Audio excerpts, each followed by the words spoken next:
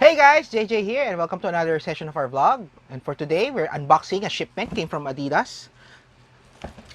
Let's go!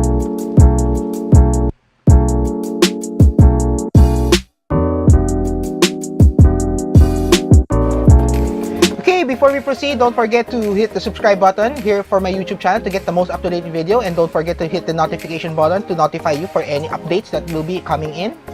Also, follow me on Instagram. The link is here in the comment section below, and at the same time, it's in this screen.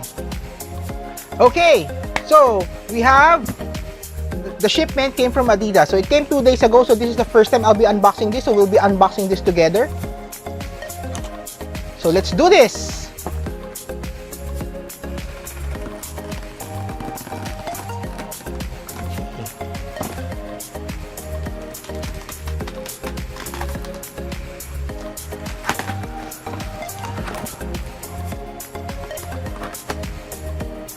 Do this carefully. Don't want to damage the shoebox inside.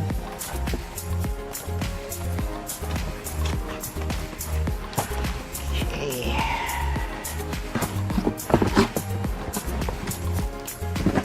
Okay guys, so this is the Yeezy 700 analog. Okay, so let's do the unboxing. Okay. When we do the unboxing, it came with the typical Yeezy tissue paper, which is the cream one. And then inside, whoa! Nice! Ganda! So this is the first time I'm seeing this in person. So, as you know, this silhouette or this colorway sit for quite some time, not only from the Adidas store, but also from the Adidas website. Usually, if you're buying Yeezys online, it gets to sell out like 5-10 minutes. But for this one, it sell out after almost a day. Like 8 hours. Not 24, but 8 hours. Almost a day worth of time before it got sold out.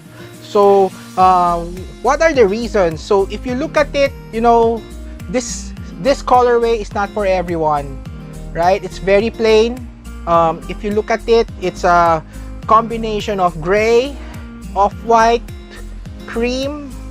But for me, I think this is one of the best silhouette or colorway that Adidas and Kanye collaboration did.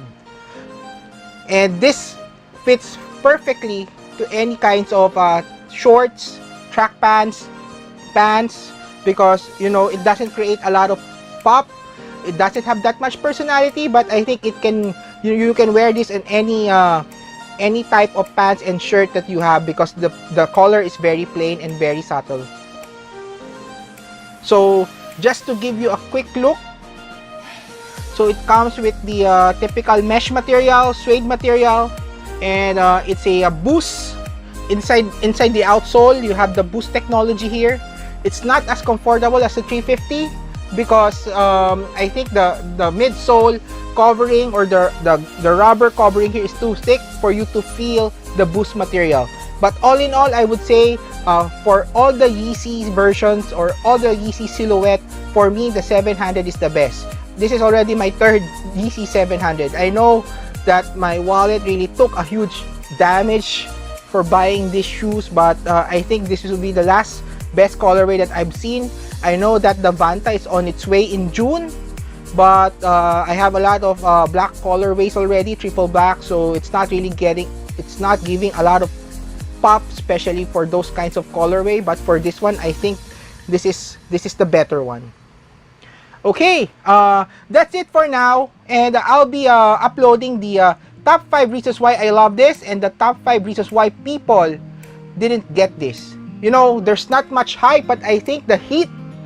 This is fire, guys. This shoe is fire. It's getting too much heat, but it's just that, you know, the hype is not there, because there's a lot of Yeezys that they've been releasing week over week since January, and I think there's a lot of people already saving and looking into the new Yeezy models, like the glow in the dark that will be releasing on the 22nd of May. So again, don't forget to hit the like button if you like this, and please feel free to comment down below. Thank you so much, and God bless.